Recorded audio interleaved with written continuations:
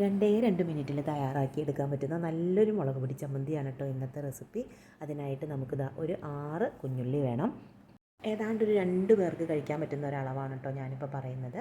ഇനി ഈ ഉള്ളി നമുക്ക് ചെറുതായിട്ട് തന്നെ അരിഞ്ഞെടുക്കണം. നല്ല പൊടി പൊടിയായിട്ട് ഇതുപോലെ അരിഞ്ഞെടുക്കണം. ഇതിലേക്ക് ഞാനിപ്പോൾ ആദ്യം തന്നെ ഒരു 2 സ്പൂൺ കാശ്മീരി മുളക് പൊടി ചേർക്കുന്നുണ്ട്.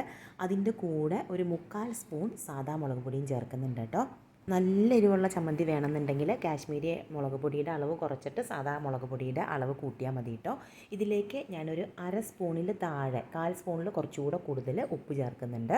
ഇനി നമ്മൾ ചേർത്ത സാധനങ്ങളെല്ലാം നന്നായിട്ടൊന്നങ്ങ് ഇളക്കി യോജിപ്പിക്കുക. അപ്പോൾ ഇളക്കി യോജിപ്പിക്കുന്ന സമയത്ത് ഈ സ്പൂണിൻ്റെ ഈ പിൻഭാഗം വെച്ചിട്ട് ഇതുപോലെ നന്നായിട്ട് ആ ഉള്ളിയെല്ലാം ഒന്നങ്ങ് ചതച്ചൂടെ എടുക്കണേ. ഒന്നങ്ങ് പ്രസ് ചെയ്തങ്ങ് ഇളക്കിയെടുത്താൽ മതി.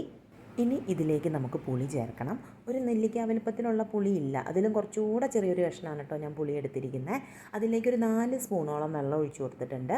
ഇനി കൈകൊണ്ട് നന്നായിട്ട് ഇതുപോലെ ഞെരടി യോജിപ്പിച്ച ശേഷം ഈ വെള്ളം വേണം നമ്മളിതിലേക്ക് ചേർത്ത് കൊടുക്കാൻ.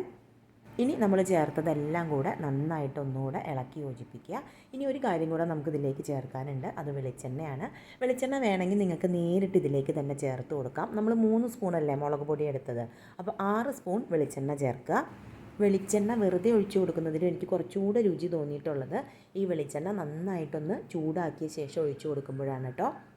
കുറച്ച് നേരം ഒന്ന് വെയിറ്റ് ചെയ്ത ശേഷം ഇളക്കി കൊടുക്കുക കേട്ടോ. നന്നായിട്ട് തന്നെ ഇളക്കി യോജിപ്പിക്കണേ. ഇത്രയേ ഉള്ളൂ നമ്മുടെ മുളക് ചമ്മന്തി. ഇതിപ്പോൾ നമുക്ക് ഇങ്ങനെ തന്നെ കൂട്ടണമെങ്കിൽ ഇങ്ങനെ തന്നെ കൂട്ടാം. അതല്ല കുറച്ചുകൂടെ ചാറ് വേണമെന്നുണ്ടെങ്കിൽ ഒരു 2-3 സ്പൂൺ വെള്ളം ചേർത്ത് കൊടുക്കാം. ചൂടുള്ള വെള്ളം ചേർക്കുക. ഈ സമയത്ത് പുളി നോക്കിയിട്ട് നിങ്ങൾക്ക് പുളി കുറവാണെന്ന് തോന്നിയാൽ ആ പുളിവെള്ളത്തിൻ്റെ ബാക്കി ഉണ്ടെങ്കിൽ അതും ചേർത്ത് കൊടുക്കാം. എനിക്ക് ഏറ്റവും ഇഷ്ടം ഈ ചമ്മന്തി ഇഡ്ഡലിയുടെ കൂടെ കഴിക്കാനാണ്. ഇഡ്ഡലിയുടെ കൂടെ മാത്രമല്ല, തട്ടുദോശയ്ക്കും നല്ല അടിപൊളിയാണ് കേട്ടോ. അതുപോലെ ചൂട് ചോറിൻ്റെ കൂടെ കഴിക്കാനും നല്ല ടേസ്റ്റിയാണ്. അപ്പോൾ ട്രൈ ചെയ്ത് നോക്കുക, ഫീഡ്ബാക്ക് അറിയിക്കുക. പുതിയൊരു വെറൈറ്റി റെസിപ്പി ആയിട്ട് നമുക്ക് വീണ്ടും കാണാം. താങ്ക്